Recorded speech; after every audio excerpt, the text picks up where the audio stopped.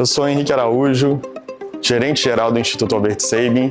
e hoje nós estamos realizando o terceiro seminário anual do Instituto Albert Sabin, onde nós encontramos todas as lideranças de projeto, todas as pessoas que trabalham nos projetos do Instituto aí pelo Brasil inteiro, e a gente quer que esse momento seja um momento de aprendizado também para poder aumentar a excelência na execução dos nossos projetos. O momento do novo planejamento estratégico é de realinhar as nossas rotas, ver para onde nós vamos ir daqui para frente, porque é um marco na nossa história esse crescimento que está acontecendo no Instituto Albert Sabin.